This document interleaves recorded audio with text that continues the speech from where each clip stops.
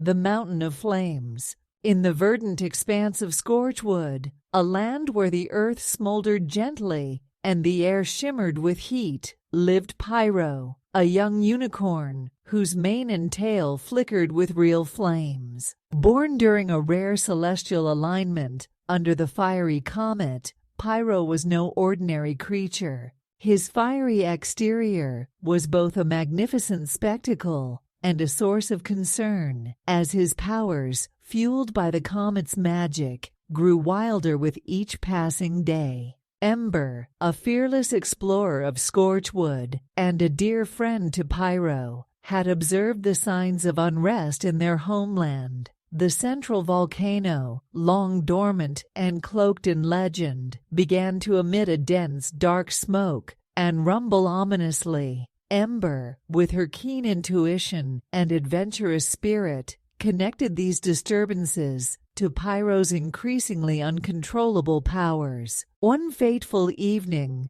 as the sun dipped below the horizon, painting the sky in hues of orange and purple, Ember approached Pyro. Her face was etched with determination and a hint of concern. "Pyro, I believe your powers and the volcano are linked. We must seek guidance," she declared, her voice resonant and compelling. Guided by Ember's unwavering resolve, the duo sought out Cinder, an ancient fire elemental known for his wisdom and mastery over the flames. Cinder lived in solitude at the edge of a molten river, his form shimmering with a gentle, welcoming glow. Upon hearing their plight, Cinder's ember eyes sparkled with a mixture of intrigue and concern.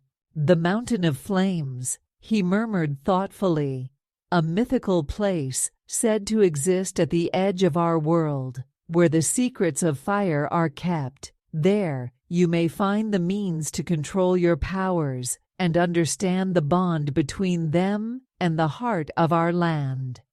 Armed with hope and driven by the need to prevent disaster, Pyro, alongside Ember and guided by Cinder, prepared to venture forth to the legendary Mountain of Flames. It was a journey fraught with dangers, fiery creatures that guarded their territories fiercely, landscapes that changed as swiftly as fire spreads through dry wood, and the ever-present threat of the volcano's wrath. But for Pyro, the promise of mastering his abilities and safeguarding his beloved homeland was a call he could not ignore. As the first light of dawn cast long shadows over the land, the trio set out from the familiar surroundings of Scorchwood towards a destiny that shimmered like a mirage on the horizon, filled with both peril and promise. As the trio ventured deeper into the uncharted territories beyond Scorchwood,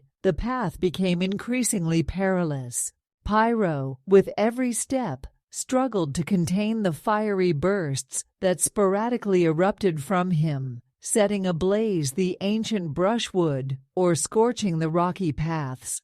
Ember, with her map and compass always at hand, navigated through these hazardous lands, her eyes scanning for safer routes, while Cinder offered guidance and tutelage to Pyro, teaching him the rudiments of fire control. Their journey was fraught with challenges. They encountered creatures of flame and ash-fire foxes, with coats of smoldering embers, and salamanders that swam through rivers of molten lava. These beings, intrigued yet wary of Pyro's unmastered power, posed riddles and challenges, testing the traveler's resolve and Pyro's ability to control his flames.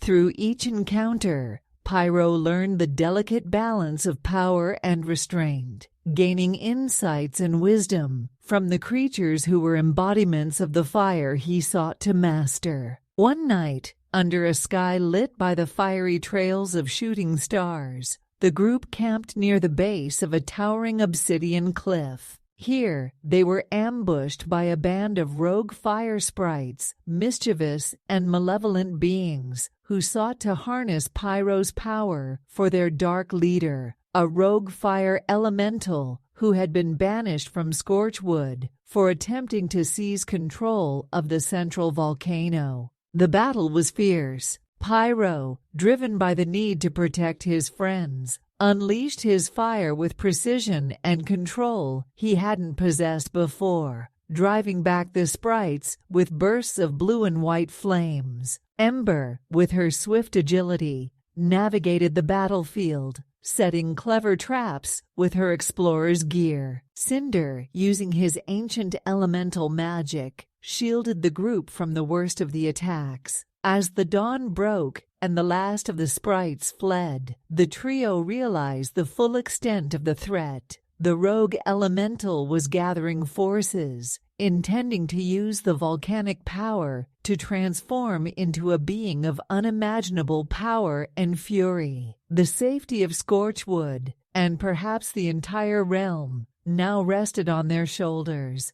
Wearied but resolute, Pyro, Ember, and Cinder pressed on, reaching the foothills of the Mountain of Flames. Here, the air was thick with heat, and the ground trembled with the mountain's might. It was here that Pyro would face his greatest challenge yet, not just to master his powers, but to confront the rogue elemental in a battle that would decide the fate of their world. As Pyro, Ember, and Cinder ascended the Mountain of Flames, the air grew hotter and the path more arduous. The mountain itself seemed alive, its fiery breath warming their faces, its heart beating like a drum, echoing through the molten rivers that flowed down its sides.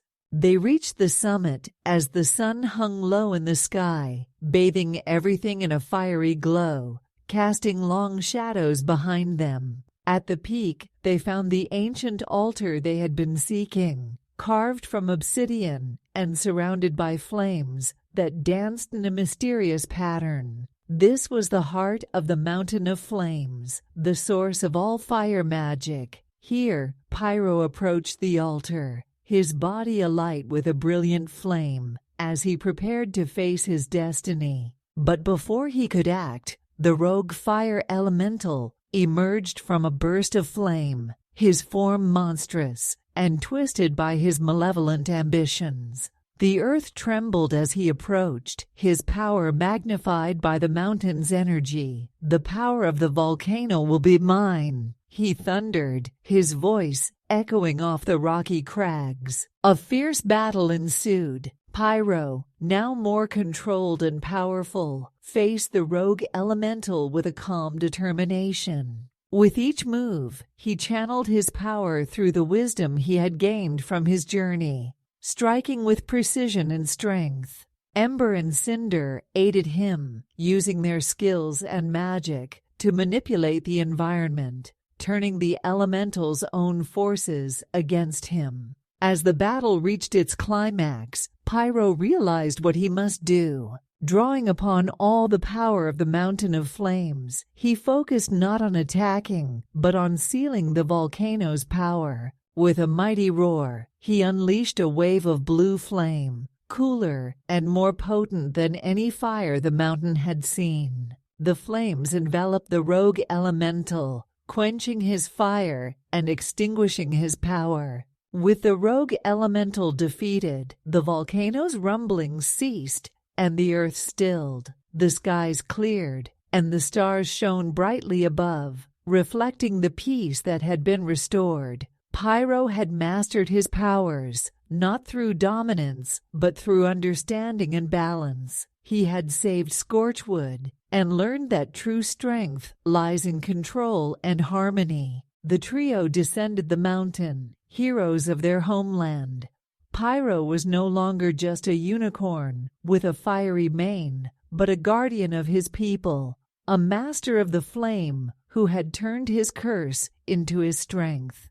Ember and Cinder stood by his side, their bonds forged stronger through the trials they had overcome. As they returned to their beloved Scorchwood, the creatures of the land greeted them with joy and reverence. Pyro, the fire unicorn, had not only mastered his powers, but had also brought balance back to their world. a testament to the journey that had transformed him from a creature of raw power to a wise and powerful protector.